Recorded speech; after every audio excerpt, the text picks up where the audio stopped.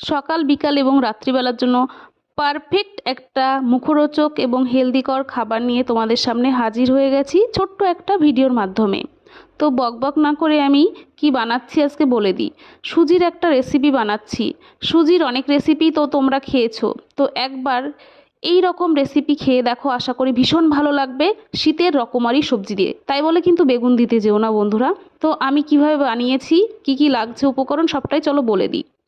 তো এখানে আমি নিয়েছি গাজর, আলু, লঙ্কা, পেঁয়াজ, মটরশুঁটি, চিনেবাদাম, ধনেপাতা। এখানে কারি পাতা মাস্ট লাগতো, কিন্তু আমার কাছে অ্যাভেলেবেল ছিল না, যার জন্য আমি দিতে পারিনি।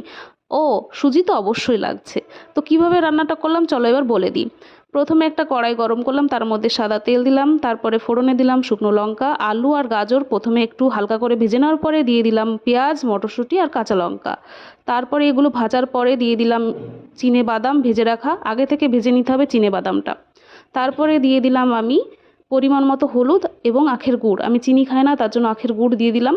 ভালো করে নাড়ার পরে ধনেপাতাটা দিলাম, তারপরে দিয়ে দিলাম সুজি। সুজি দেওয়ার পরে একটু হালকা হলুদ দিতে হবে, খুব বেশি দিলে গন্ধ হয়ে যাবে। হালকা একটু জল দিতে হবে, দিয়ে ভালো করে নাড়াচাড়া করতে হবে। লবণটা পরিমাণ মতো, লবণ হলো পৃথিবীর সেরা মিষ্টি, না দিলে কিন্তু একদম ভালো লাগবে না। ভালো করে নাড়াচাড়া করে নিলে দেখো রেডি হয়ে যাবে পারফেক্ট একটা সুন্দর সুজির রেসিপি। ভালো লাগলে লাইক কমেন্ট শেয়ার করতে কিন্তু ভুলো না। নেক্সট কোনো ভিডিওতে দেখাবে। সবাই সুস্থ থেকো, ভালো থেকো, টাটা।